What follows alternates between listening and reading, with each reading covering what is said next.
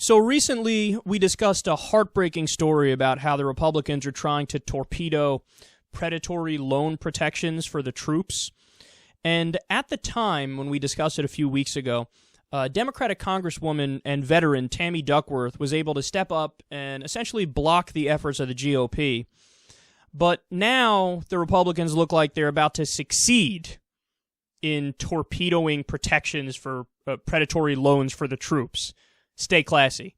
So at jsager99 on Twitter from theprogressivecynic.com has a fantastic article on this. He says, quote, GOP politicians are currently trying to help payday lenders and banks exploit our troops with predatory lending practices. In 2006, a law was passed that would allow the Department of Defense to restrict banks and payday lenders from applying exploitative interest rates when lending to troops. This was necessitated by the fact that lenders were giving short-term loans with annual interest rates well into the hundreds of percents, trapping thousands of active duty soldiers in endless cycles of debt. In order to support their families, soldiers would be forced to take out loans, which would balloon and require them to take out even more loans to keep afloat. He continues, last year, the Department of Defense finalized its rules restricting exploitative lending practices aimed at active duty soldiers and are now trying to get them implemented. Unfortunately, during the last 2 weeks, the Republican majority in the Congress has voted twice to delay this implementation process and potentially kill the reforms entirely. Currently, an amendment to the NDAA, the National Defense Authorization Act, that stalls these protections is being finalized by Representative Stivers, a Republican of Ohio, and will shortly be voted on. It is expected to pass and will be included in this year's NDAA, as Obama is unlikely to veto the NDAA over this provision, which would defund the entire military. It appears as though the Republican sellouts will be successful in stopping these protections and enabling continued abuse by unethical lenders. In effect, the congressional Republicans are trying to make it easier for legalized loan sharks to ruin the lives of the troops. So understand, even the regulations themselves, they're not like overly aggressive and like unfair to these assholes doing predatory lending. I think they cap the interest rate at like 36%, which is still exorbitant. But the Republicans are like, no, we're going to stand up more for these predatory lenders, these payday loan people, and we're going to say we don't want any regulations. We don't want any regulations at all. Now, what's also interesting is that the politician who is trying the hardest to torpedo the new rules which would help the troops, do you want to take a guess who donates a tremendous amount of money to him? Oh, you guessed it. The payday loan industry. It's Representative Stivers, and he took about $69,000 or $70,000 from the payday loan people. This is exactly how our politics functions.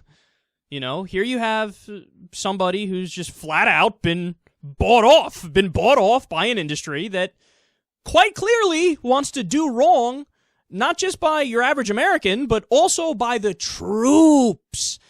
And this leads to the bigger issue, and we spoke about this the last time we discussed this issue. How dare any of these guys say, you know, I support the troops, and the Democrats, they definitely don't support the troops. Remember, that was what, in 2004, the entire Bush campaign was run on that. They said, oh, John Kerry, he doesn't support the troops. Us neoconservatives, George W. Bush, Dick Cheney, all the Republicans, we support the troops. We care about the troops. We're on their side.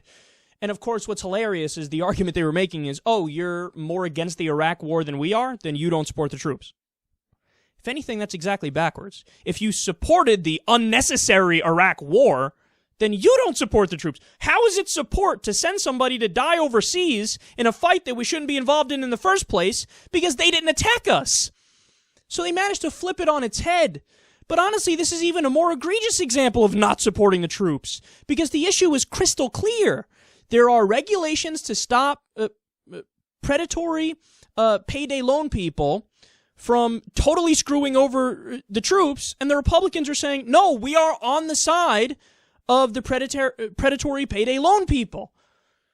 God, time and time again we see it, man. We've also seen it. How many times have we covered stories of the Republicans have cut food stamps and affected however 50,000, 100,000 or more troops in the process? They blocked the creation of 27 new VA clinics. Remember when they were screaming about how bad the VA is about a year or so ago, when there were issues with waiting lines and stuff like that, and they politicized the issue to no end? Well, they conveniently left out the fact that the Democrats repeatedly proposed a bill that would have created 27 new VA clinics.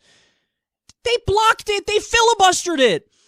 So if you're angry, look in the fucking mirror.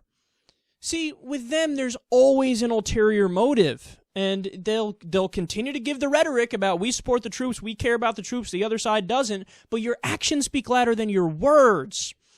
And blocking 27 new VA clinics, cutting the social safety net for veterans, trying to block medical marijuana for veterans when a lot of them have opiate pill addictions and things like that, and now standing up on the side of predatory payday loan people over the troops. Okay, we now know what your true intentions are. And in case you missed it, I want to repeat it. It was in the middle of that segment I just read through there. They already delayed the implementation of the new rules twice. So it's not like they're saying, hey, we're against it because we want to tweak, what percentage is allowed, or we have a minor issue with it that we want to fix and then bring back up. No. They already delayed the implementation of the new rules to protect the troops twice. And this is attempt number 3 to screw the troops. And it looks like now they're actually going to succeed. All I have to say is this, man. Mainstream media, step the fuck up. This should be day and night coverage for the next week on CNN, MSNBC, all the nightly news shows, and especially Fox News, because these are the guys, again, who say we care about the troops the most. Well, here you go. Here's an example to talk about it and bring a real issue to light. But you're not going to do it because you don't care about the troops. You care about the establishment and you care about the Republican Party. That's who you care about.